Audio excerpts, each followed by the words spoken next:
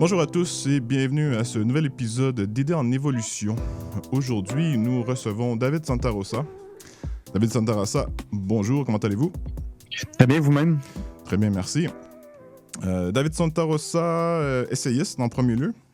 Vous avez publié récemment, en 2023, La pensée woke, analyse critique d'une idéologie aux éditions Libère, qui a été un succès en librairie. Est-ce que je me trompe?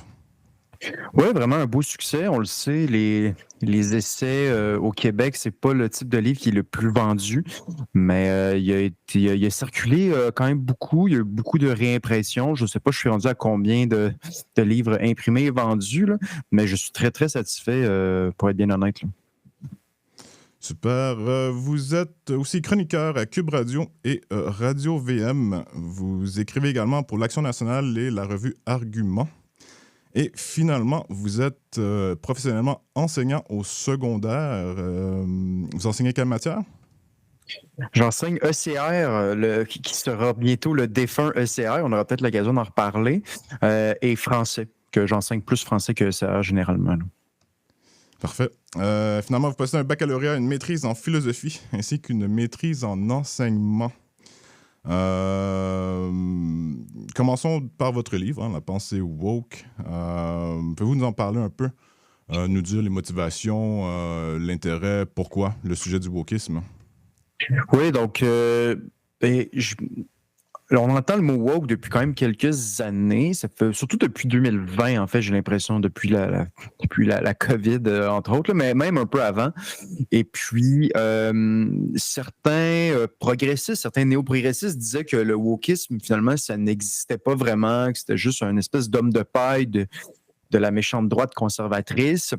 Donc, j'ai essayé de regarder ce que des œuvres woke, si on veut. Donc, un documentaire de Fabrice Ville, un essai de Judith Lucier et un essai de Natacha Canapé-Fontaine et de Denis Élise Béchard. Donc, et je me suis dit, je vais les citer dans le texte, je vais citer le documentaire.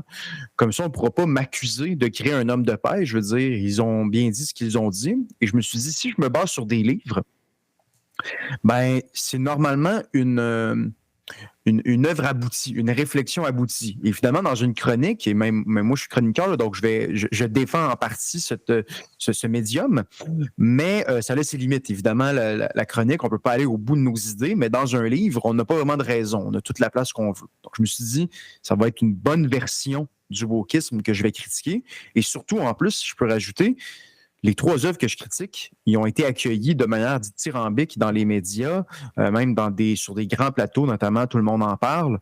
Donc, je me suis dit, on ne pourra vraiment pas m'accuser d'inventer des idées ici, là. Donc, c'est ce que j'ai voulu faire dans mon livre, là. Avez-vous été déçu de ne pas avoir été invité à Tout le monde en parle?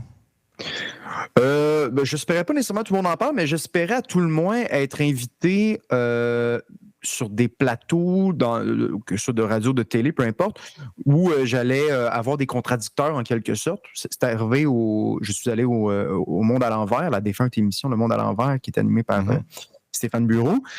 Et il y avait Judith Lucier, justement, qui était là. Mais par exemple, j'ai offert à Judith Lucier de faire un débat par la suite. Elle m'a dit qu'elle n'avait pas le temps. Bon, c'est possible.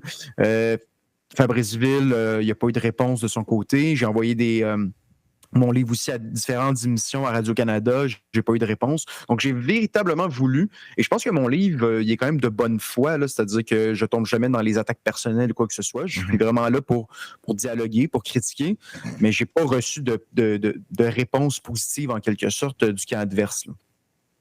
Le camp adverse dans Radio-Canada. Oui, c'est quand même les médias publics, que ce soit au Québec ou ailleurs, c'est quand même un repère d'une gauche quand même assez radicale. Je pense qu'on peut pas se le cacher, même si j'ai déjà entendu la présidente de Radio-Canada dire que des fois on accusait Radio-Canada d'être trop à droite. Honnêtement, j'ai jamais entendu cette critique-là, mais bon, oui, donc oui, à Radio-Canada, il y a du à gauche et il y a du très à gauche. Il y a très peu de quelque chose qui ressemble à une droite, là. Oui, c'est plusieurs nuances de gauche, ça, c'est clair. Bon, vous avez votre critique de ces œuvres et de ce livre, de ces deux livres et de ce documentaire qu'on qualifierait de woke ici, là, en est une bonne, je vous dirais, pour l'avoir lu là, dernièrement cette semaine, justement, en préparation de l'entretien.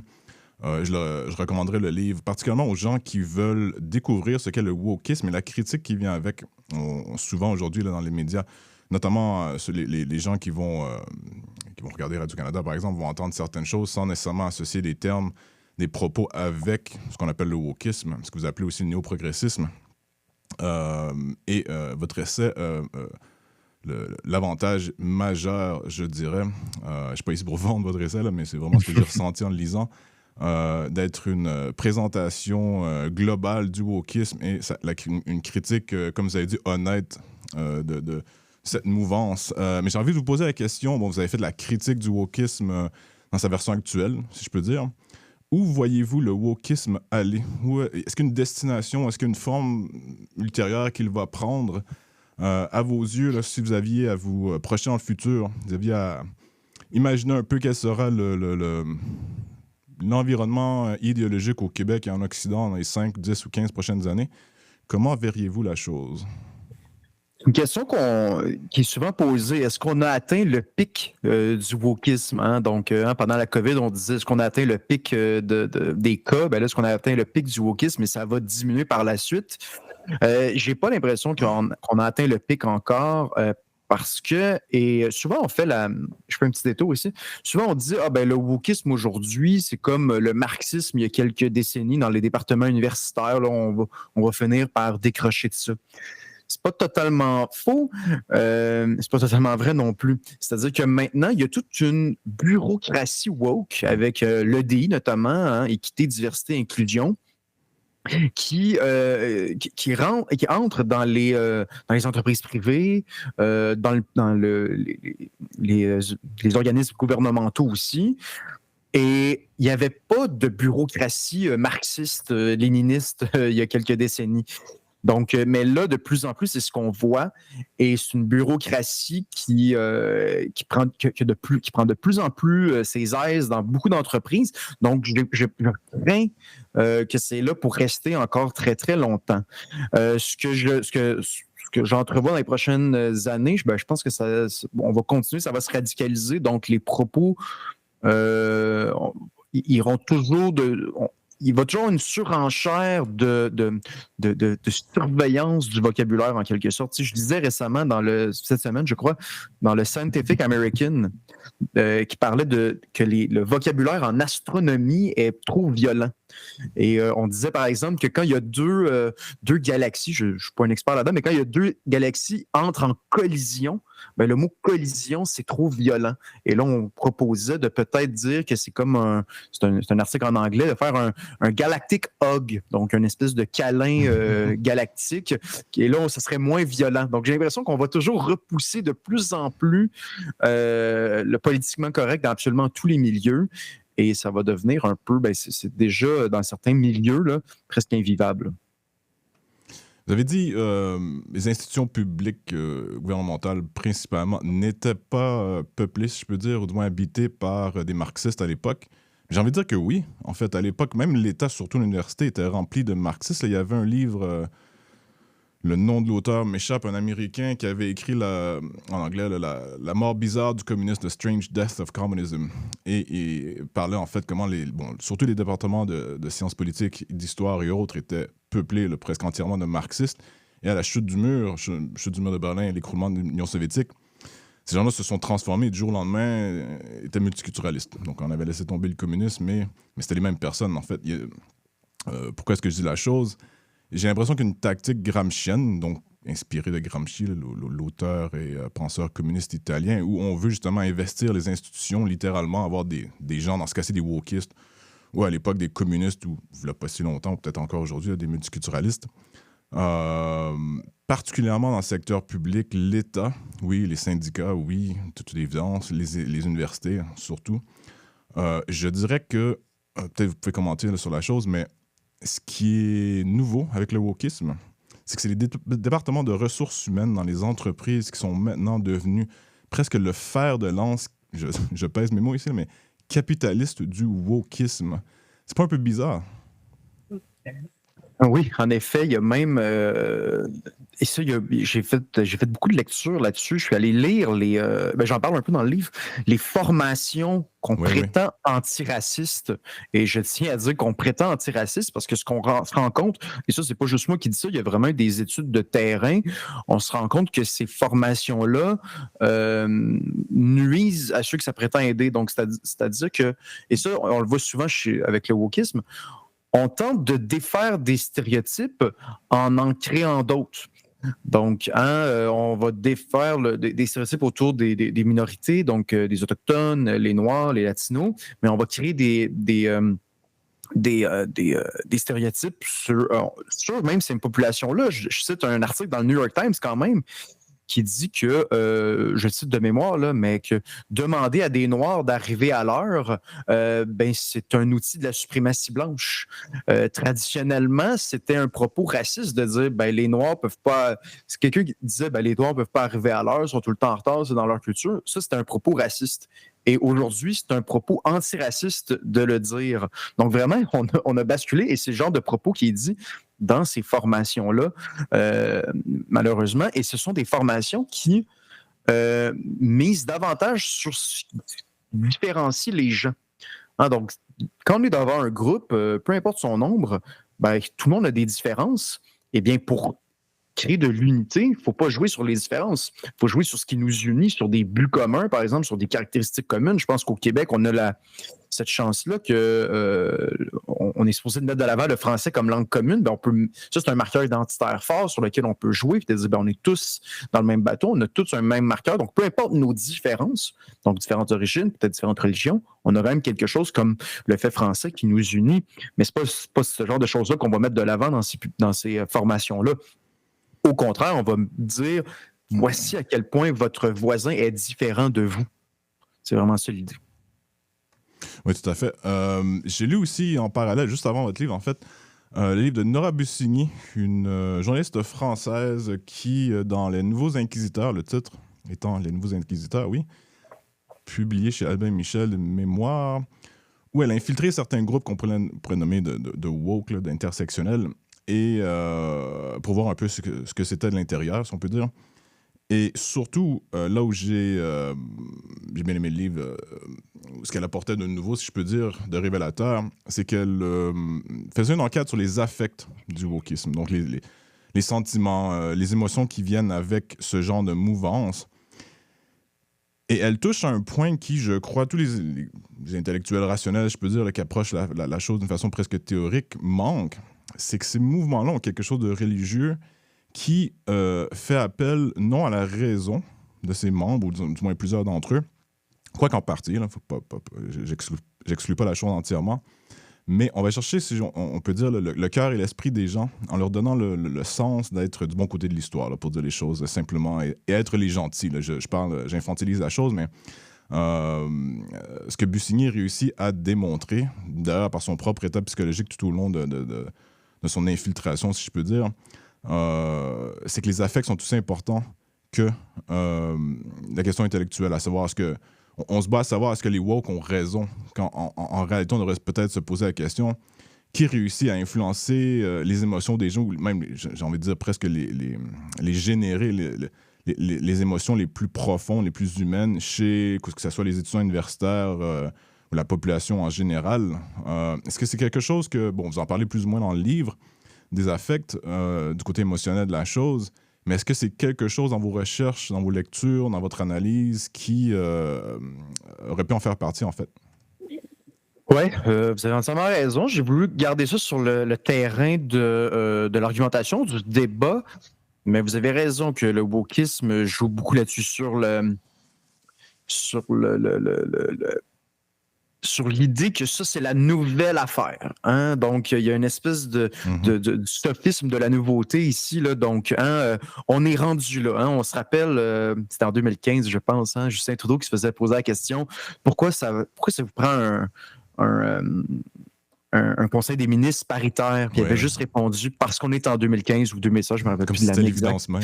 Comme si c'était l'évidence même. On est rendu là. Alors que normalement, dans un monde rationnel, c'est jamais un argument. l'argument, justement, ça pourrait être tout à fait justifiable, un conseil des ministres paritaire, mais l'argument ne peut jamais être parce qu'on est rendu là. Et avec le wokisme, c'est énormément ça. Quand on parle de toutes les questions de non-binarité, par exemple, hein, on est rendu là dans la déconstruction du genre. Là. Ça empêche le débat. Exactement, tout à fait. Donc, si vous n'embarquez pas là-dedans, vous provenez du passé, de l'ancien monde, et évidemment, on est dans une époque ultra moderne, notamment avec une nouvelle technologie. Donc, il faut toujours être de son temps, c'est presque être en retard déjà. Il faut penser à demain tout de suite. Oui, tout à fait. Bien dit. Passons à un côté un peu plus personnel, biographique. Pouvez-vous nous parler un peu là, de votre parcours intellectuel, peut-être même votre enfance, des événements marqueurs lors de votre formation, je vous dirais, émotionnelle et intellectuelle? Vous avez étudié la philosophie, l'enseignement. Qu'est-ce qui a mené à tout ça? Est-ce que, comme j'ai dit, des moments marqueurs dans votre vie là, qui ont fait que vous avez décidé de prendre part au débat public, d'écrire, ce qui demande un certain courage, beaucoup de temps pour l'avoir fait moi-même, là, je peux en témoigner. Donc, on vous écoute. Oui, quand je pense à mon parcours intellectuel, il y a un moment fondateur, si je peux dire, qui m'a vraiment marqué. C'est quand j'ai vu, je ne sais plus si c'était en 2012 ou 2013, Mathieu Bock-Côté, à Tout le monde en parle. Donc, c'est la première fois que je voyais un intellectuel, je pense, de ma vie. Donc, au Québec, je venais de rentrer au cégep à ce moment-là. Un intellectuel public, hein? Je me rappelle aussi, là, pour ne pas vous couper la parole, mais ce que Bock-Côté apportait, je trouve, au Québec, puis je pense que je l'ai remarqué à peu près à la même époque que vous, là, c'était, bon, des intellos, il y en a eu avant, mais c'est sa présence publique, je crois, qui a vraiment, marqué un avant et un après, là, presque. Oui, exactement. Donc, tu sais, moi, quand j'étais au secondaire, des intellectuels, ça faisait pas partie de mon quotidien vraiment. J'étais aussi très sportif, donc la vie des idées, c'est pas la chose qui me passionnait, mais en même temps, je ne la voyais pas. Et quand on est au secondaire aussi au Québec, à l'époque c'était 2008, même dans ce coin-là, 2008-2010, même là, on lisait très peu de textes d'opinion, de textes en lien d'intellectuels. On va lire quelques romans populaires, puis c'est à peu près ça. Donc là, vraiment, à ce moment-là, je vois un intellectuel et je me dis, c'est quoi cette bébête-là? Ça existe au Québec. Et puis là, de fil en aiguille, j'ai commencé à lire Mathieu Bock-Côté, j'ai commencé à lire ses contradicteurs, des personnes qui l'ont inspiré. Donc, c'est vraiment, je pense que c'est un des moments fondateurs de ça qui m'a amené à lire bien d'autres personnes, là, bien d'autres auteurs, qui a fait en sorte que je m'inscrive aussi en philosophie ultimement. Là. Donc oui, ce moment-là, là, je pense qu'il a été vraiment important pour moi. Est-ce qu'il y avait d'autres choix que la philosophie quand vous êtes entré à l'université? Est-ce qu'il y avait d'autres options auxquelles vous pensiez? En fait, j'avais différentes options. Il y avait une option aussi, parce que j'étais pas encore certain que je voulais entrer dans la vie des idées, mais tu sais, il y avait aussi l'option de faire quelque chose comme un baccalauréat en administration, faire un travail qui ne relève pas de la vie des idées. Mais finalement, j'ai décidé d'entrer dans la vie des idées. Je me suis dit, on verra où ce que ça va me mener. Et puis, à un certain moment, j'ai fini mes études en philosophie, j'ai commencé à enseigner. Je voulais avoir un brevet en enseignement au secondaire, donc j'ai complété la maîtrise. Et là, j'enseigne depuis 6 ans maintenant, au secondaire. Au secondaire, oui. Le français et le cours ECR. Oui, exactement. Parce que le cégep, il y a beaucoup de personnes qui disent en philosophie qu'ils aimeraient enseigner au cégep. Il y a quand même je n'irais pas ça, mais il y a quand même des enjeux pratico-pratiques qu'avoir sa permanence au cégep, c'est très, très long. Quand on commence à avoir une petite famille, une maison à payer et qu'on ne sait pas si on va avoir un contrat à l'hiver, ça devient un peu plus complexe. Et au secondaire, bien honnêtement, je m'y plais quand même bien. Oui, c'est une variable incontournable pour un intellectuel au Québec. C'est qu'on ne peut pas vraiment gagner sa vie à faire la chose. Je pense en parler plus tard, là, mais on y est. On le fait presque gratuitement. Je pense que les gens ne réalisent pas souvent que tout le travail intellectuel au Québec, là, une grande majorité à part, comme vous l'avez dit, vous avez votre permanence au cégep ou à l'université, ce qui est de plus en plus difficile et rare, surtout pour des penseurs qui sont peut-être catégorisés comme conservateurs. Gagner sa vie à faire ça est à peu près, je ne veux pas dire impossible parce que rien n'était possible, mais presque. Donc, on doit travailler dans quelque chose d'autre. Les considérations pratiques, oui, sont importantes et disons, il faut jongler tout ça en même temps. Est-ce que c'est quelque chose qui vous a ralenti ou qui vous a déjà forcé à vous poser des questions? Oui, souvent, presque à Financièrement? chaque. Oui, c'est ça. Oui, tu sais, un livre, tu sais, écrire un livre, ben, faire les lectures, écrire le livre, le réviser, l'envoyer à des amis, donner des commentaires aussi à d'autres. Des amis qui nous envoient leur propre livre. C'est beaucoup, beaucoup de temps pour pas beaucoup de dollars. Donc, Mhm. on le fait vraiment parce qu'on considère qu'on défend des idées importantes. Et puis, moi, je fais partie des chanceux quand même qui a un certain réseau justement avec Cube Radio. Je connais bien Mathieu Bock-Côté. Donc, je suis réussi à avoir un certain réseau. Mon livre a fait du chemin.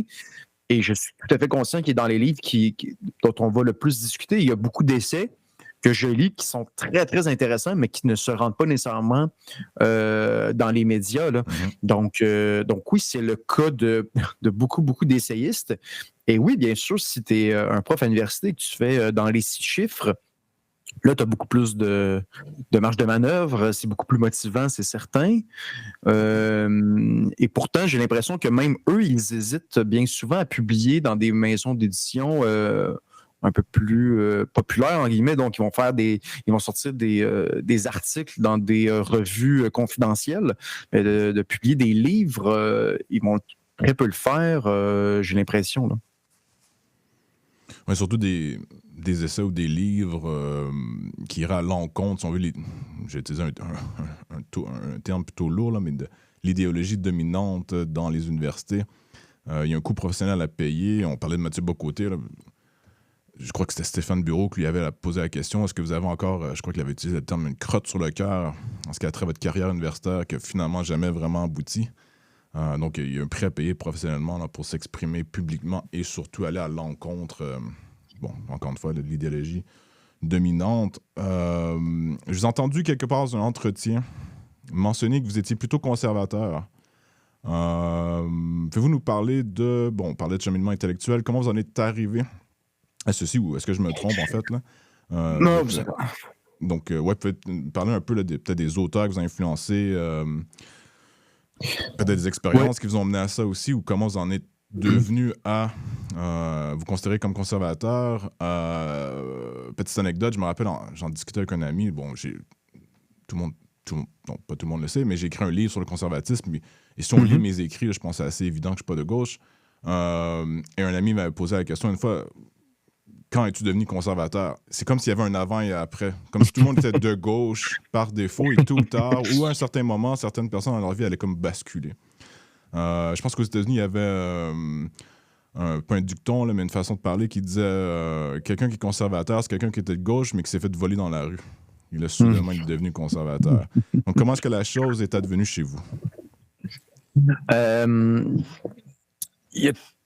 J'ai toujours eu un sentiment. En fait, je reprends mon idée. C'est-à-dire que la gauche universitaire, on va l'appeler comme ça, j'ai l'impression qu'elle, peut-être qu'on tombe dans les affects, là, elle veut systématiquement s'opposer au peuple aujourd'hui. Donc, dès que le peuple a une intuition, une préconception, on dirait que la gauche veut s'y opposer systématiquement.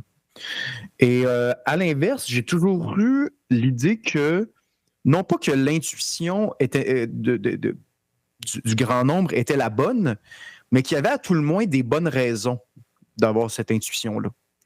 À nouveau, je ne prétends pas que toutes nos intuitions du grand nombre sont bonnes. Là. Tantôt que je défendais la rationalité, je pense c'est important de remettre en question nos présupposés, mais en même temps, au fil des siècles, au fil même des millénaires, la société quand même réussit à créer certaines choses de bonnes. Alors que j'étais à l'université en philosophie et t'écoutais les gens et tu avais l'impression que tout était mauvais.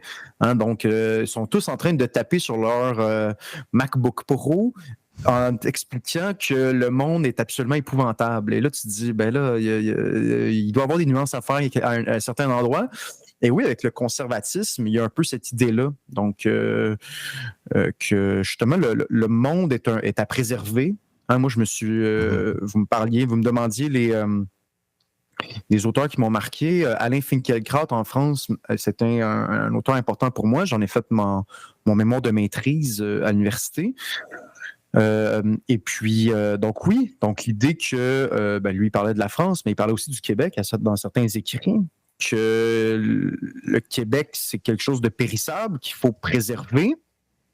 Et j'ai envie de dire, et c'est là peut-être que Finkielkraut, qu'on identifie à la droite, mais qu'il y a un petit côté de gauche aussi, c'est-à-dire que la solidarité sociale se crée autour du commun, se crée autour d'un élément de commun, un trait identitaire qu'on partage. Si je ne partage absolument rien avec mon voisin, qu'on n'écoute pas la même musique, que les mêmes séries télé, qu'on parle pas la même langue, la même religion, etc., ben, il y a un moment donné où tu commences à te dire, ben, pourquoi je paierais mes impôts? Pourquoi j'aurais de la solidarité sociale? Et donc, oui, ça d'ailleurs, il y a eu des études, notamment d'Harvard, et on le sait, si c'est Harvard, c'est correct, n'est-ce pas? C'est sûr, c'est une bonne étude, qui disait ça, que la diversité pouvait nuire à la solidarité sociale. Et puis... c'est l'étude de Robert Putnam, je crois, Bowling Alone in America, si je me rappelle bien, le titre, c'est à peu près ça. Là. Je me rappelle, c'était Putnam, je ne me rappelle pas du titre par contre, mais vous avez entièrement raison. Et même, vous pouvez aller voir ça sur Internet, ça c'est un peu politiquement incorrect de le mentionner, mais c'est Amazon, c'est avec Whole Foods, donc une chaîne d'épicerie aux États-Unis. Ouais. Qui appartient à Amazon, qui est acheté par Amazon. Ouais. Exactement. Et ça, vous pouvez aller voir sur Internet. C'est indiqué que il identifie dans quelle ville il y a des hauts degrés de diversité. Et plus il y a de diversité, il remarque moins il y a de syndicalisation. Donc, parce que les gens, justement, vont moins discuter sur l'heure du dîner, etc. Je ne prétends pas que diversité nuit nécessairement à la cohésion sociale, mais il y a clairement un potentiel de nuire à la cohésion sociale. C'est un défi au minimum. C'est un défi, exactement. Et souvent, aujourd'hui, on ne va pas le voir comme un défi, mais ça va de soi. Je veux dire, tu as des personnes qui arrivent avec une culture différente, une religion différente, une langue différente. Si ça ne cause pas un défi à la cohésion sociale, ben, qu'est-ce qui va le poser? Donc, oui, ça pose un défi, mais c'est très politiquement incorrect de le dire, et ça nous empêche, j'ai l'impression, de faire face à ces défis-là, malheureusement. Là. Donc, je pense qu'avec le conservatisme, justement, on a tous les...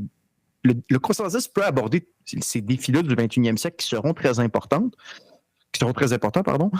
Le progressisme, j'ai pas l'impression. Le progressisme est dans une logique de on accueille tout le monde, puis on verra ce qui arrivera après. Puis on voit quand même des enjeux en ce moment avec le conflit israélo-palestinien, avec des manifestations, des crimes haineux. Je veux dire, dans des classes, des enseignants, des enseignantes qui se censurent énormément en lien avec ce... On l'a vu en France. On l'a vu en France, en effet. Donc, est-ce que le progressisme aborde cette question-là? Jamais, parce que ça va remettre en question un de ces présupposés, justement, que on a juste à accueillir des gens puis tout va se régler par soi-même. C'est paradoxal dans le sens où la gauche, à une certaine époque, et là, je cite de mémoire Georges Marchais, président du Parti communiste français à l'époque des années 70 jusque dans les années 80, 60-70 en fait. Et Marchais était contre l'immigration, donc on ne peut pas être plus de gauche qu'un Marchais. Marchais, était... disons, travaillait étroitement avec l'Union soviétique, disons comme ça, et était contre l'immigration parce que, aux yeux de communistes comme lui, l'immigration était l'armée de réserve du capitalisme. Je vous pose cette thèse, qui n'est pas la mienne, mais qui est assez répandue, mais dont on parle relativement peu. C'est celle que la gauche a été vaincue par le capital, donc la classe du capital. Et maintenant, ce qui est bizarre, c'est que... bizarre. Paradoxal, comme je disais, c'est que vous avez mentionné, ce qu'on appellerait globalement la gauche est pour l'immigration de masse, qui est une inversion de sa position initiale, du moins de sa position communiste. Et c'est quand même assez intéressant de voir que cette position d'immigration de masse fait bien l'affaire du, je vais dire ça comme ça, le grand patronat, donc la classe du capital. Je sais pas comment vous voyez la chose, mais ouais, je vous écoute. Oui, aux dernières élections, Québec solidaire et le Conseil du patronat marchaient main dans la main en demandant une hausse de l'immigration. Et j'ai l'impression aussi que, c'est-à-dire que d'un côté, le patronat veut augmenter la population du Canada parce qu'il va augmenter le PIB, pas nécessairement le PIB par habitant, qui risque de diminuer, mais le PIB va augmenter. Et puis, évidemment, si tu es, je ne sais pas, un propriétaire d'immeubles à logement ou propriétaire d'immeubles en général, oui, évidemment que tu veux plus de personnes. On va en faire des grandes tours à Montréal, des épiceries, même chose. Donc, on comprend pourquoi le patronat veut plus d'immigrants. Tantôt, on parlait des affects. La gauche, c'est essentiellement pour des bons sentiments. Mm-hmm. Alors que, et ça, ça fait longtemps que je vais écrire un texte là-dessus, du côté de la gauche, il y a une forme de romantisme de la misère. C'est-à-dire qu'on s'imagine toujours le pauvre petit immigrant qui l'a donc bien difficile. Évidemment, c'est le cas pour beaucoup d'immigrants, mais il y a aussi beaucoup d'immigrants qui ont beaucoup d'argent. En fait, surtout. Oui, exactement. Moi, je me rappelle dans une ancienne école où je travaillais, un de mes élèves allophone qui avait de la difficulté à parler français, son père était propriétaire d'un nombre important de stations-service. Donc, il y avait beaucoup, beaucoup d'argent. Donc là, tu te dis, OK, non, mais là, on n'est pas du tout dans le romantisme de la misère du pauvre petit immigrant qui a de la difficulté. Au contraire, il est plus riche que tout le reste de la classe. Mais tout ça, ça nécessite beaucoup de nuances, justement. Et ce sont des immigrants économiques qui cherchent à faire de l'argent. Et même, ça, c'est l'autre enjeu qui n'est jamais mentionné, mais qu'il y a certaines personnes à gauche en parlent. Les pays occidentaux qui vident les pays en développement de leur main-d'œuvre, notamment les infirmières. Il y a eu des articles, notamment du Guardian cet automne, qui parlaient de ça. Là, donc, des pays où ils ont déjà, eux, ils ont très peu d'infirmières. Et des sociétés riches comme justement la Grande-Bretagne, la France, etc., fait des belles offres à ces personnes-là, donc quitte. Donc, on met dans le trouble ces pays en développement. Mais ça, on en parlera. Donc, c'est nourri de bons sentiments, mais si on gratte les bons sentiments, ils ne sont pas du tout justifiés. Ouais, c'est des bons sentiments de surface, surtout. Oui, exact. Tout à fait. Et qu'on regarde d'ailleurs la nature même de l'immigration, oui, il y a des réfugiés là, qui arrivent de régions disons, dévastées économiquement ou par la guerre, ou pour des causes naturelles, aussi des désastres naturels, mais il y avait quelques livres qui avaient été publiés là-dessus. En fait, on s'est rendu compte que c'est la classe moyenne, en ce qui a trait à l'Europe et la migration à partir de l'Afrique. Donc, on a entendu parler de la migration vers Lampedusa en Italie, là, dans la Méditerranée, et on s'est rendu compte que ces gens-là étaient souvent, encore une fois, de la classe moyenne des différents pays dont ils venaient. Donc, ils n'étaient pas riches par des standards occidentaux, mais ils n'étaient pas pauvres non plus d'après les standards de leur propre pays. Donc, il y a clairement un fétichisme, je crois, là, une espèce de Jean Valjean du tiers-monde, si je peux dire, qui vient de la gauche, qui est un peu déconnecté de la réalité, à mes yeux, du moins. Et encore une fois, là, je pense que vous l'avez bien dit, c'est des bons sentiments de surface. Dès qu'on dépasse la surface, on se rend compte que la logique tient très peu. Si je peux passer au prochain sujet, on a parlé de conservatisme et dans votre livre La pensée woke, vous terminez en parlant du rôle de l'intellectuel au Québec, ça on a déjà fait, du jeune intellectuel en particulier. Et j'ai envie de vous poser la question, quel est le rôle du jeune intellectuel conservateur aujourd'hui au Québec? Pourquoi je dis conservateur? Parce que c'est assez rare, de un, surtout jeune, de deux. Des jeunes conservateurs, il y en a. Il y en a plus qu'on pense, je dirais, il y en a beaucoup plus qu'on pense même. Ceci dit, il y en a relativement peu qui prennent la parole publiquement. Comment concevez-vous votre propre rôle, si je peux vous catégoriser de cette façon, et tout simplement là, du jeune intellectuel conservateur au Québec aujourd'hui? Il y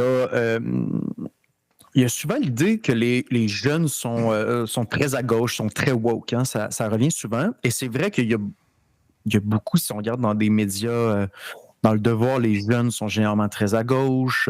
Dans des magazines sur le net comme Urbania, donc c'est très à gauche. Mais moi, je travaille dans les écoles. Mais je trouve mes élèves, je ne dirais pas à droite, mais radicalement anti-woke. Et j'ai envie de dire vulgairement anti-woke. Donc, ils se tournent vers des figures comme Andrew Tate, par exemple, qui est très populaire sur les réseaux sociaux. Mes élèves m'en parlent beaucoup. Et puis, donc parce qu'ils sentent, et ça, c'est fascinant parce que un adolescent a toujours un esprit un peu rebelle, hein, donc il veut s'opposer aux parents, à l'enseignant. Et là, ils se rendent compte que l'idéologie dominante, c'est l'idéologie woke, qui lui dit que finalement, les hommes puis les femmes, c'est construit socialement, qu'on parle souvent de sujets, donc l'adulte qui lui parle souvent des trans, alors que l'élève se dit, ben, il me semble que ça fait pas tant que ça partie de mon quotidien, et pourtant on en parle souvent. Donc, l'élève, il a l'impression, il voit le réel, il voit c'est quoi la pensée dominante. Donc, il se dit, ben, je me cherche une figure qui va s'y opposer radicalement et vulgairement, et ce sera Andrew Tate. Et donc, moi, ce que j'essaie de faire, parce que mes élèves ont certaines intuitions, mais est-ce qu'ils vont... mon travail, c'est pas juste pour mes élèves, quoique ma dédicace de mon livre, hein, je l'ai faite à mes élèves, qu'ils posent des questions justement aux adultes qui les entourent. Mais donc, l'idée, c'est d'un peu intellectualiser ces intuitions-là, de les adoucir aussi, parce qu'en rationalisant le tout, je pense que ça nous civilise en quelque sorte. Et parce que eux, justement, ils se tournent vers des figures qui vont être vulgaires, qui n'auront pas. Andrew Tate, pour le peu que je connais de lui, il ne partage pas du tout ses idées, mais je comprends pourquoi un jeune voudrait se tourner vers lui. Il voudrait se tourner vers une figure radicalement anti-woke, une figure ultra masculine, ultra virile, justement, parce que ils ont le pressentiment que ce qu'ils voient sur TikTok, c'est pas du tout ça. Donc, c'est un peu ça, je dirais, intellectualiser. Le rôle d'un jeune intellectuel conservateur, c'est d'intellectualiser, je pense, les intuitions du grand nombre, que ce soit les élèves ou même des gens qui suivent l'actualité, qui ont leur travail de 9 à 5 comme beaucoup de personnes. Et je comprends tout à fait que pour beaucoup de personnes, ils n'ont pas le temps nécessairement d'intellectualiser tout ça et que des fois, ils vont s'opposer à ces idées-là en disant simplement « ben voyons donc, ça n'a pas d'allure ». Ben, je pense que notre rôle, c'est de leur donner des outils supplémentaires qui vont intellectualiser justement ces intuitions. Oui, tout à fait. J'ai l'impression aussi, là, je me base sur ma propre expérience du secondaire, si on veut dire. Pardon. Le discours qu'on avait à l'époque, parce que quand même plus de 20 ans, là, mais bon, était beaucoup plus, je dirais, à droite, même si je ne l'aurais pas qualifié comme tel à l'époque, que le discours dominant dans les médias, dans les institutions, que nos profs même. Je me rappelle que les profs étaient quand même pas choqués, mais surpris pardon, des propos que certains élèves tenaient. Et j'ajouterais la chose suivante. Je suis allé dans une école, une école secondaire à Montréal, dans un quartier extrêmement multiethnique. Et ce qui choquait les professeurs, c'est la majorité de la classe était soit des premières générations, soit des immigrants en bonne et due forme, là, si on peut dire. Donc des immigrants et des enfants d'immigrants, si on peut dire. Et leur vue en moyenne était beaucoup plus conservatrice, beaucoup plus traditionnaliste, je dirais. Ce qui allait directement à l'inverse ou presque de ce que certains profs disaient, surtout sur les grandes questions sociétales, comme on dit aujourd'hui. Est-ce que vous avez remarqué la même chose dans vos classes ou est-ce que ça a une influence? Parce que j'ai envie de dire, j'ai vécu la chose à l'époque, il y a plus de 20 ans, mais est-ce que ces gens-là, aujourd'hui, se diraient conservateurs? Je dirais peut-être pas. J'imagine qu'ils votent quand même pour des partis relativement de gauche. J'ai envie de dire Parti libéral, par exemple, ou même le Québec solidaire ou le NPD, des choses comme ça. Là. Donc, il y a une espèce de dichotomie ou une différence entre ce que certaines catégories de la population vont dire idéologiquement parlant, ou du moins comment ils vont concevoir la société, et ensuite, politiquement parlant, comment ils vont se comporter. Oui, il y a un vote... il y a un vote qui se fait parfois par réflexe. Hein? Donc, ma famille, on a toujours voté libéral, donc je vais voter libéral. Hein? Tu as des familles comme ça, mais vous avez entièrement raison que je ne suis... Tu sais, par exemple, sur la question du genre, sur la question des transgenres, sur la question de l'homosexualité, moi, j'ai une élève qui m'a dit récemment... moi, mon père, c'est un immigrant, donc il ne croit pas à ça, les transgenres. Et Et je trouvais ça. Donc, il y avait là une essentialisation vraiment de la population immigrante, de dire, ben, les immigrants, là, n'y embarquent pas dans ces. C'est comme ça que je l'ai perçu, peut-être que je me trompe, mais ça, c'est des affaires de blanc, en quelque sorte. Ah, j'ai déjà entendu exactement la même chose. Non, vous avez bien Oui, dit, oui. en fait, ça vient de me revenir. Là. Bon, au moment où vous me l'avez dit, ça vient de me revenir. J'ai entendu cette phrase presque mot pour mot à plusieurs reprises. Oui, donc oui, c'est manifestement une réalité qui existe, que je ne pourrais pas quantifier, là, je ne pourrais pas en position de ça, mais c'est clairement une réalité qui existe. Il y a aussi des propos qui seront homophobes chez des personnes d'origine canadienne-française, si je peux m'exprimer ainsi. Ouais, Mais oui, il y a ça quand même existe. mais, mais il y a une population. Ça me paraît évident qu'il y a des propos qui sont, oui, qui sont pas conservateurs sur le plan politique, mais qui seront justement traditionnalistes en quelque sorte. Et puis, donc oui, il y a là, ça c'est d'autres contradictions, je pense, de la gauche néo-progressiste, là, c'est-à-dire que les groupes qu'ils défendent ne s'aiment pas nécessairement entre eux. On a vu aux États-Unis les Queers for Palestine. Ben, on n'a pas l'impression que nécessairement la Palestine est pour les queers. Là. Donc, l'un est peut-être vrai, l'autre peut-être pas. Là. Oui, le sentiment n'est pas réciproque. Et voilà. Avant de passer au prochain sujet, on parle de conservatisme, gauche-droite, ces choses-là. Comment voyez-vous l'axe évoluer au Québec? J'ai envie de dire que les gens... Comment dire? Il y a eu une certaine opposition au multiculturalisme. Je remonte à quoi? 2007, lors de la crise des accommodements raisonnables de mémoire. Les gens qui se sont positionnés contre les accommodements raisonnables, grosso modo, étaient aussi contre le multiculturalisme. Et depuis, j'ai envie de dire, forment, ou du moins sont qualifiés comme étant de droite. Et ceux qui étaient pour les accommodements raisonnables et donc le multiculturalisme, aujourd'hui, c'est à peu près des... se qualifieraient sûrement de woke, ou du moins sont largement influencés idéologiquement par ce qu'on appelle le wokisme.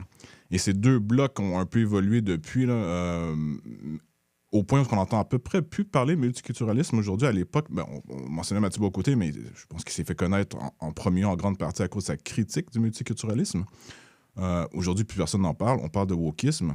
Mais bon, les camps sont restés relativement les mêmes. Donc, j'ai envie de dire, comment est-ce que vous voyez la chose en termes de débat gauche-droite au Québec dans les prochaines années?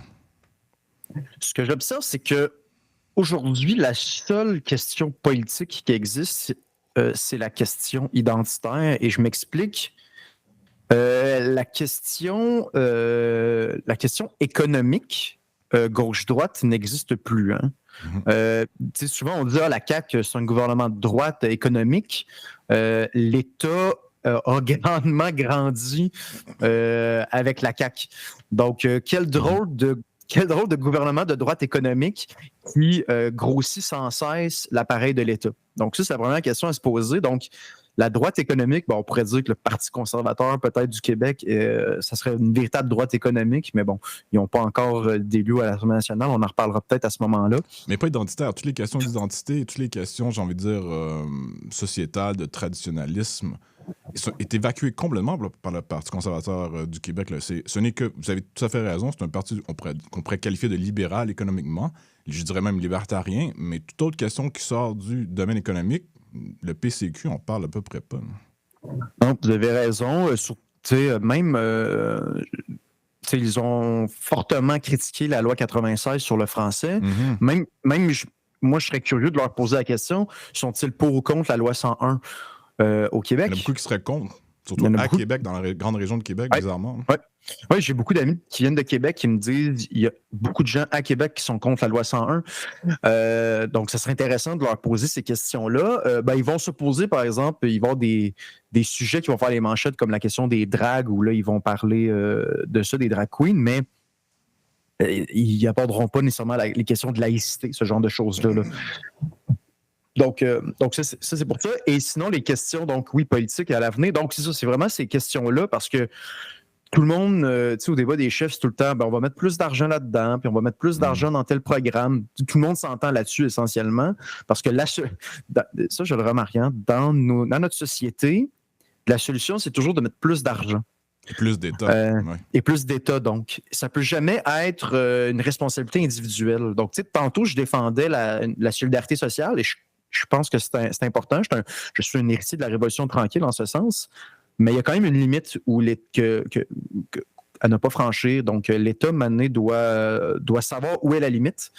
Et par exemple, à l'école, l'école a toujours de plus en plus de responsabilités. Hein. Donc voilà, donc c'est ça. Donc, bref, je reviens sur la question politique. Là. Donc, la question identitaire, que ce soit le français, que ce soit la laïcité, c'est ces questions-là, je pense, qui seront importantes sur le plan politique, qui seront débattues. Et puis, là, on va le voir, il va y avoir des jugements importants concernant la loi 21, concernant la loi 96. Et là, soudainement, peut-être que c'est davantage un souhait que la réalité, mais soudainement, peut-être que la politique va revenir au Québec. Parce que pour les gens qui sont nés dans les mêmes années que moi je suis né en 93, j'ai 30 ans, la politique a été à peu près uniquement de l'administration. Hein, on administrait un budget. Il n'y avait pas d'enjeu politique, d'enjeu constitutionnel, des idées, une vision plus générale de la politique. C'était vraiment de la technocratie à ce point-ci. Il y a un assèchement de la politique. On ne parle que de politique appliquée. Je veux dire, ici, il n'y a pas de grande politique ou de métapolitique. On ne parle que à savoir combien il faut d'infirmières par quart de travail dans tel hôpital à telle période de l'année. Et on parle à peu près que de santé, un peu d'éducation. Puis le débat au Québec ces temps-ci, politique et même, j'ai envie de dire, dans les médias, c'est à peu près ça. Oui, exactement. Donc là, je pense que avec la loi 21, si la loi 21 est cassée d'une quelconque manière par la Cour suprême, ben là, il va peut-être avoir un enjeu véritablement politique, véritablement constitutionnel. Qu'est-ce que la CAQ fera rendu là? Ben là, ça, c'est à suivre, avec en plus le PQ qui monte dans les intentions de vote. Donc, il pourrait avoir là, l'horizon, c'est ça, le 2026 à 2030, ça pourrait être un premier 4 ans intéressant en politique québécoise depuis quand même très longtemps, je pense.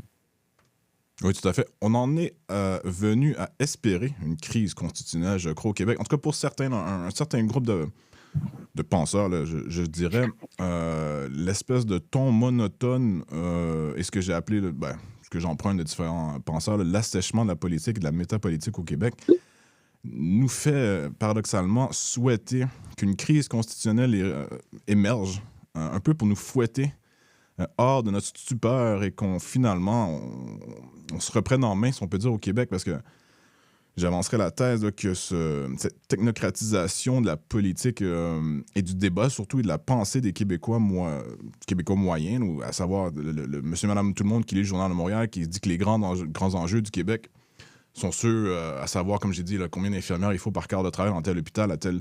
Donc, c'est des questions que le Québécois moyen ne devrait pas se poser, mais on en est rendu là, et ce qui est très restreint comme champ de pensée, je crois.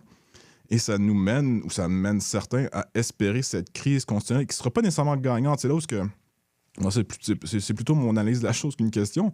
Mais on souhaite la crise, mais il faut la gagner. Et après, il faut définir ce qu'est une victoire de cette crise. Parce qu'une défaite, et là, je remonte à Meach et ensuite le référendum de 95, c'est qu'on a eu la crise constitutionnelle à l'époque. J'étais trop jeune, bon, je m'en rappelle, mais j'étais trop jeune pour être impliqué intellectuellement ou politiquement. Mais on a eu la crise constitutionnelle voulue. On a eu l'occasion de la gagner avec le référendum, dans le sens où triompher utiliser la crise à bon escient et donc en triompher. Et bien sûr, on a échoué.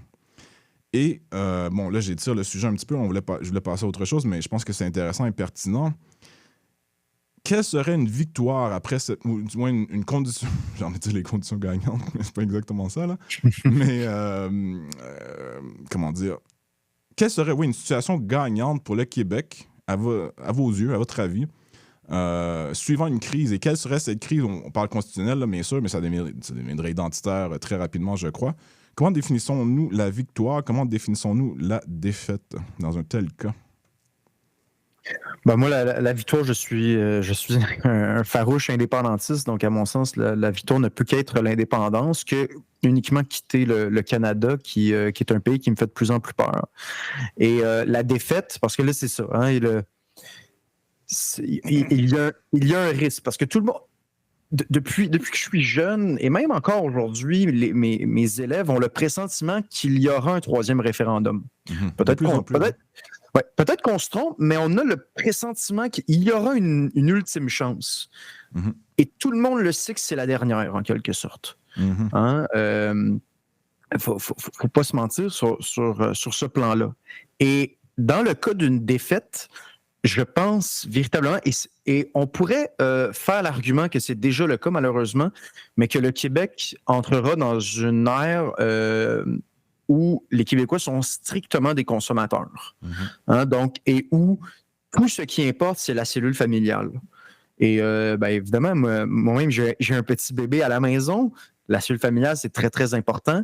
Mais il existe quand même quelque chose comme le commun. Il existe des valeurs qui nous transcendent, justement. Il existe des projets collectifs qui doivent transcender, justement, la cellule familiale. Et puis, j'ai l'impression que si on perd ça, on va devenir Toronto, donc une société essentiellement de consommation, que l'objectif, c'est d'avoir son voyage à Cuba au mois de mars. Et voilà. Et comprenez-moi bien, c'est tout à fait acceptable de faire un petit voyage à Cuba au mois de mars. Est-ce que c'est ça la fin de notre existence? Est-ce que c'est ça la finalité? Je ne pense pas. Je pense qu'on doit aspirer à des valeurs supérieures. Et je pense que là, ça tombe peut-être presque dans l'aspect religieux, l'aspect spirituel, mais je pense que oui, dans l'idée de nation, il y a quelque chose qui nous transcende, il y a quelque chose au-dessus de nous. Si on perd ça, justement, on se recroqueville vers la cellule familiale. Et le Québec même, et ça, c'est une autre option, le Québec va se tourner vers le Canada français et non vers le Québec. Et le Québec, c'est un État politique. Le Canada français, c'est simplement un groupe ethnique. Donc oui, la défaite serait terrible et je pense que ça, tout le monde en est très conscient. Admettons la défaite d'un troisième référendum, est-ce qu'à vos yeux, le Québec est encore majoritairement francophone au 22e siècle? Non, je penserais pas. Je penserais pas, surtout avec les plans de Trudeau avec l'immigration. Le 100 millions de Canadiens pour 2100, là, c'est un chiffre conservateur. Hein. Selon Statistique Canada, là, on s'enligne pour doubler en 25 ans notre population. Donc, ça va changer très, très vite. Vous parlez de l'initiative du siècle. Hein. Oui, voilà, exactement. Donc, mais Statistique Canada, justement, dit qu'on va beaucoup plus vite que l'initiative du siècle. Donc, je pense que dans 75 ans environ, là, si on perd un troisième référendum, le Québec va s'angliciser ou il va devenir comme le Manitoba. Donc, il va garder quelques petites populations francophones. Mais, et ça, d'ailleurs, je fais un petit détour là-dessus, parce qu'il y a une conception avec le trudeauisme que l'objectif, c'est de pouvoir être servi en français, hein, d'avoir des droits linguistiques, alors qu'il y a une conception du français au Québec qui est héritée notamment de Camille Lorrain qui dit non, c'est un écosystème français où on crée en français, on fait du commerce en français, on fait des arts en français. Donc, il y a deux vraiment conceptions ici de la langue qui s'opposent.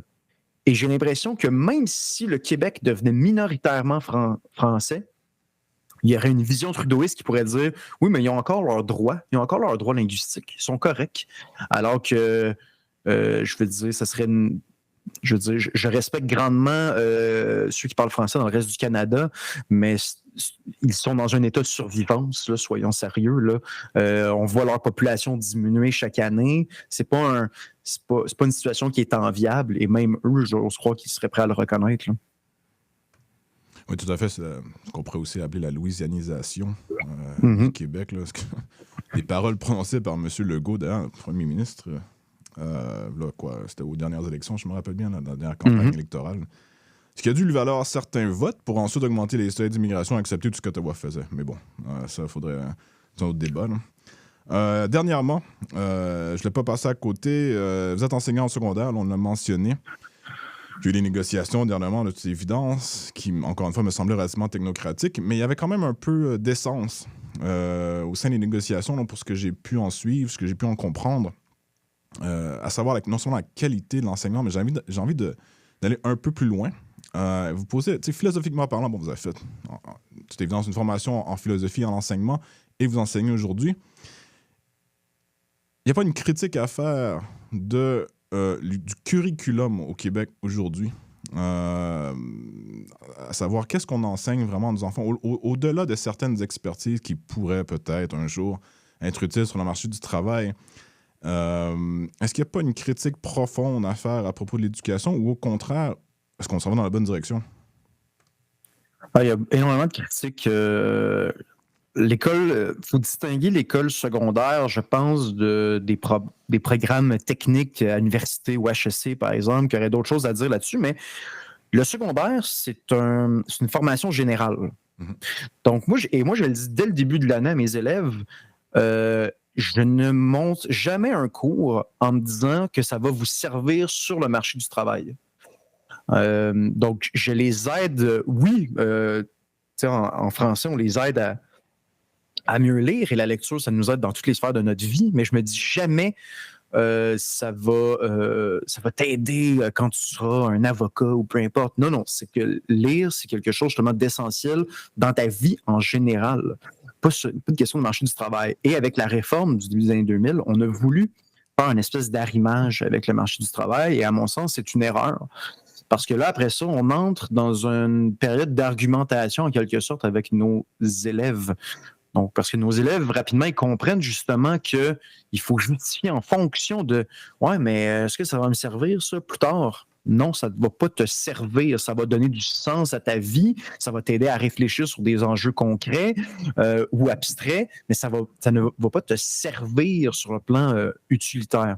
Donc ça, je pense que oui, c'est une erreur. Et sur le plan plus culturel, moi, j'ai beaucoup d'élèves, des anciens élèves aussi, je leur dis, vous terminez le secondaire et vous êtes étranger à votre propre culture. Mm-hmm. Hein? On a un retard culturel sur notre propre culture. On ne forme pas des élèves québécois, on forme des élèves. Et puis eux, finalement, n'ont pas un solide bagage, des références, lu des classiques, écouté des chansons. Ils ont peut-être croisé un ou deux enseignants, ou plus, c'est selon, dépendamment des écoles, qui avait véritablement un intérêt particulier pour la culture québécoise, mais c'est un accident de parcours en quelque sorte. C'est pas tant que ça voulu par le ministère de l'Éducation. Donc ça serait une de mes critiques. Et donc oui, ce serait mes deux critiques en fait, mais j'en aurais d'autres. Je ne sais pas si tu as un commentaire là-dessus, Philippe. Oui, j'allais poser la question ou peut-être émettre le commentaire suivant. J'ai l'impression que d'une réforme à l'autre, on n'a fait que abaisser le niveau. Quand j'entends le mot réforme, aujourd'hui, j'entends on abaisse le niveau, on va faciliter les choses, plus personne ne va échouer, on va multiplier le nombre de diplômes pour cacher le fait que peut-être de moins en moins d'élèves gradués du secondaire sont diplômés du secondaire, mais du moins les chiffres ne sont pas en augmentation. J'ai oublié le pourcentage de Québécois qu'on pourrait qualifier de ce qu'on appelait analphabète fonctionnel, qui est peut-être maintenant devenu un terme honni, mais disons que le système d'éducation publique n'a pas réussi, je crois, a réussi à plusieurs égards.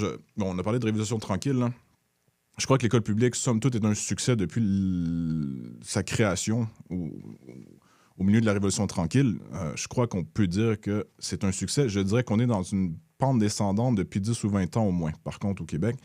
Et c'est pour ça que je reviens à ce que je disais. D'une réforme à l'autre, j'ai l'impression qu'on ne fait que abaisser. On abaisse les niveaux, on abaisse les standards. C'est la même chose à l'université. C'est pas que le primaire et le secondaire, d'ailleurs. On ne verse que dans l'utilitarisme, comme vous avez dit. Donc, en gros, on veut plus d'anglais, plus de maths. Je suis un petit peu grossier quand je dis ça, là, mais on veut plus de culture parce que ça sert à quoi sur le marché du travail, comme vous avez dit. Est-ce que je me trompe quand je dis que d'une réforme à l'autre, ce qu'on fait fondamentalement, c'est simplement abaisser les niveaux? L'objectif du ministère de l'Éducation, c'est de diplômer le plus de personnes possible. Mm-hmm. Et je le phrase comme ça. Je ne dis pas qu'il y a plus d'étudiants qui atteignent les seuils de réussite, hein, mais bien de donner des diplômes. Donc, on va faire depuis environ une dizaine d'années. C'est une machine à diplôme, oui. C'est une machine à diplôme, vraiment. Depuis une dizaine d'années environ, donc, comme je disais, il est apparu ce qu'on appelle les plans d'intervention. Donc, peut-être que vous entendez parler de ça à l'occasion. Donc, les plans d'intervention, ce sont des stratégies qui sont mises en place pour aider des élèves en difficulté qui, en temps normal, n'auraient peut-être pas eu leur diplôme, mais le fait de leur donner ce petit coup de pouce-là va les aider. Donc, pareil, je vous donne plusieurs exemples. Il y a certains élèves donc qu'on va donner ce qu'on appelle le tiers-temps. Donc, ils auront droit le tiers de temps de plus pour faire un examen. Donc, on leur dit, ben écoutez, c'est un élève qui a de la difficulté, et si tu lui donnes le tiers-temps, il va pouvoir réussir et avoir son diplôme. OK, d'accord, on pourrait gérer ça. Des élèves dyslexiques qui ont droit à un ordinateur, justement, parce qu'ils ont trop de difficultés à écrire avec un crayon et les lettres se mélangent. OK, à la limite. Mais là, ce qu'on se rend compte, c'est que le plan d'intervention, qui était l'objectif à la base, c'était pour quelque chose comme 10% des gens. Là. Et là, maintenant, on se rend compte, c'est du 30, 35. Dans certaines écoles, on est à 40% de plan d'intervention. Quand on est rendu à 4, c'est la norme. J'ai déjà été dans des classes où c'était 70% d'élèves avaient un ordinateur lors de la production écrite. Et là, tu te dis, donc, l'élève normal est un élève... Ah ouais, l'élève anormal en eBay aussi. Donc ça soulève d'importants enjeux. Et ça, je pense, ça doit résonner à notre époque, je crois. Le diagnostic aujourd'hui devient l'identité de la personne. Mm-hmm. Et on le voit aussi avec la question de la santé mentale. Et je lisais un article récemment là-dessus d'un professeur d'université aux États-Unis, Stephen Stewart Williams, qui est présent sur Twitter notamment, qui expliquait que anciennement, on disait faire une présentation orale me cause du stress, par exemple. Ce qui nous arrive, enregistrer un balado me crée du stress. Ouais, c'était mon cas à l'époque, je me rappelle très bien. Oui. Eh bien là, on va changer la phrase en disant « Je ne peux pas faire X parce que je fais de l'anxiété ». Donc, ça devient véritablement l'identité de la personne, ce qui est une erreur monumentale à faire. Et il y a de plus en plus de médecins là, qui commencent à alerter de dire un élève qui est TDAH, un élève qui est dyslexique ou peu importe, il est quand même capable de fournir des efforts, il est capable de mettre plus de temps. Parce qu'il y a vraiment un peu cette idée-là à l'école secondaire que le dyslexique, là, il ne peut pas en faire plus. Il est condamné, c'est ça. Donc, il faut juste lui donner plus d'outils. Et ça, on le voit, je pense, avec la question de la santé mentale, qui est un des sujets très importants pour l'époque. Il y a comme une espèce de fatalité avec ça. Évidemment, je suis pas en train, il y a des personnes qui sont vraiment en détresse psychologique et qui ont besoin de soutien. Mm-hmm. Mais quand je lisais un sondage où 57% des Britanniques à l'université ont des problèmes de santé mentale, je suis désolé, c'est impossible que 57% des gens aient des problèmes de santé mentale à l'université. Donc, mais justement, on met tellement de l'avant le diagnostic. Tu sais, qu'on entend des jeunes au primaire, je l'entends, dire « Ah non, moi, je fais de l'anxiété. » C'est pas normal qu'à 9-10 ans, on se dise ça. Ils sont diagnostiqués eux-mêmes. Oui, il y a de l'auto-diagnostic là-dedans aussi. Mm-hmm. Donc, et ça, c'est une idée forte de la gauche, c'est faut enlever le plus de tabous possible. Il faut toujours parler le plus librement des sujets qui paraissent tabous. C'est vrai qu'à une certaine époque, on parlait très peu de la santé mentale. Est-ce qu'on est rendu de l'autre côté où on cherche la santé mentale partout ou des problèmes de santé mentale partout, même quand il n'y en a pas, là? Donc, ça, c'est des questions à se poser, je pense. Mais à nouveau, la question de la santé mentale, je pense que c'est un enjeu très, très important aujourd'hui. C'est difficile de réfléchir avec un esprit critique. Je crois qu'il y a un aspect aussi de santé mentale, d'enjeu de santé mentale sélectif en ce qui a trait à, bon, lors de mon épisode avec Jean-Philippe Trottier, on parlait de la condition de l'homme, le monsieur, comme on dit, au Québec. Et pour avoir fait certaines lectures sur le sujet, un aspect de ceci qui remonte souvent à la surface, c'est que la détresse psychologique chez les hommes, c'est pas qu'au Québec, là, c'est un peu partout en Occident, est à peu près inaudible. Donc, les enfants, bien sûr, tout le monde va en parler, ce qui est absolument normal. Moi aussi, je suis père, donc je suis sensible à ces questions. Chez les femmes, surtout, on va toujours porter attention à la santé mentale des femmes. Bon, les personnes âgées, il y a plusieurs catégories victimisées, sont plutôt victimaires, ou de victimes, tout simplement, là, à qui on va porter une attention, ou auquel on va porter une attention spécifique en termes de santé mentale. Mais l'homme, comme je dis, le monsieur, souvent, on s'attend à ce qu'il souffre mentalement en silence, si possible. Euh, donc, il y a ça, je pense, qui vient avec la gauche. C'est plus un commentaire qu'une question, mais en fait, je voulais vous poser, en terminant, peut-être une question basée encore une fois là, sur ce que vous avez mentionné en termes de philosophie à l'école. Vous avez parlé des étudiants, des élèves en difficulté. J'avais envie de poser la question, mais qu'est-ce qu'on fait pour les plus doués? On fait pas grand-chose. C'est ça la réponse. On fait pas grand-chose.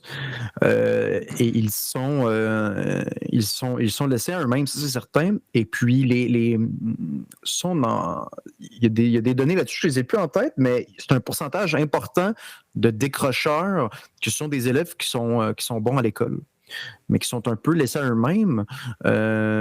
Et aujourd'hui, bien sûr, les programmes enrichis, les programmes internationaux, par exemple, toujours généralement vu d'un mauvais œil, hein, et vu comme élitiste, surtout dans les départements universitaires. Hein, les départements universitaires en pédagogie, j'en aurais beaucoup à raconter là-dessus. Mais tout ce qui ressemble à de l'élitisme, c'est très, très mal vu. Et ce qu'on se rend compte, justement, et ça, à nouveau, il y aurait une critique de gauche, à mon sens, à faire, de dire, ben, écoutez, les programmes élitistes, entre guillemets, pouvaient servir aussi aux personnes d'origine plus modeste. Hein, il y a des belles histoires à l'époque des collèges classiques, hein, où on voyait des jeunes, des jeunes de milieux défavorisés, mais qui avaient un certain talent. Et la communauté pouvait se cotiser, ou l'Église disait ben, il faut vraiment l'envoyer faire son latin, sa philosophie, sa littérature, etc. Mhm. Et aujourd'hui, ben, au nom de l'égalité, justement, ben là, on va mettre tout le monde sur un même pied d'égalité et on ne poussera personne, finalement, à aller plus loin. Hein, je lis beaucoup de choses aux États-Unis où on dit ben, il faut arrêter de donner des devoirs parce que les devoirs aident les personnes qui sont en situation économique plus riche. Donc, parce que ceux qui ont des parents, finalement, qui n'ont pas beaucoup d'argent, ben, des fois, ils n'auront peut-être pas le temps d'aider leurs enfants dans les devoirs, et ça va être les parents qui ont de l'argent, donc peut-être plus de temps, donc peut-être un tuteur, qui vont faire les devoirs. Je comprends l'idée, mais en même temps, si on ne met pas de devoirs, si on ne met pas des attentes qui sont élevées, ceux qui ont droit à un tuteur, ils vont le prendre quand même, le tuteur, ils vont faire des exercices supplémentaires. Donc, vous nuisez finalement à ceux que vous prétendez aider, et ceux qui sont déjà en situation enviable, ça va continuer de bien aller parce qu'à la fin de semaine, l'été, ils vont aller en voyage, ils vont aller dans des musées, ils vont avoir un environnement riche sur le plan culturel. Hein, en fait, ça défait la thèse de Bourdieu, hein, sur l'école. Bourdieu, c'était ça l'idée. Il disait, ben, écoutez, si on égalise le tout, si on enlève, si on empêche la reproduction culturelle, hein, c'est les termes, je pense, qu'il utilisait, ben, les pauvres, évidemment, vont bien s'en tirer. Parce qu'on se rend compte, c'est quoi? C'est que, non, les pauvres ne s'en tirent pas mieux et les riches continuent de bien s'en tirer. C'est ça, la réalité. Oui, l'égalité est souvent un nivellement, en réalité. Donc, on abaisse les plus forts, mais on a discuté à faire remonter les plus faibles. Ouais. Ça, il y a une injustice, à mon avis. Il y a une réalité de classe sociale, là, par contre. Je crois que c'est évident que ce qu'on appelait à l'époque les bourgeois et ce qu'on appelait à l'époque la classe ouvrière avait clairement des occasions et un potentiel humain différent, ce qui faisait que, bien sûr, quand on était né bourgeois, les chances étaient qu'on reste bourgeois. Et si on était né dans la classe ouvrière, les chances étaient qu'on reste dans la classe ouvrière. Là. Donc, ça se reproduisait. Je pense qu'il y a une certaine vérité là-dedans. C'est pas une analyse de gauche, mais je pense que je suis plutôt en accord avec. Mais aujourd'hui, on a fait qu'abaisser tout le monde. Commenter sur... Le diagnostic est le bon, c'est la solution qui n'est pas la bonne, en fait. Ce qui est souvent le cas. De la gauche, je crois, je me surprends moi-même à utiliser les analyses marxistes assez souvent dans mes textes, dans mes conversations, dans mes chroniques. Sauf qu'encore une fois, très bien dit, ma conclusion est différente, ma solution, entre guillemets, est différente. Il y aurait une conversation à avoir à ce sujet. Oui, pour commenter, vous avez dit, ça m'a amené à l'esprit, je crois que c'était Thomas Sowell, qui est un intellectuel américain, un économiste, et il appelait en anglais la tyranny of low expectations, la tyrannie des attentes trop basses ou minimes envers certaines minorités. Je pense qu'il parlait des Afro-Américains en particulier. C'est un peu la logique que vous avez développée juste ici, là, que vous avez illustrée de façon très apte. Donc, oui, tout à fait.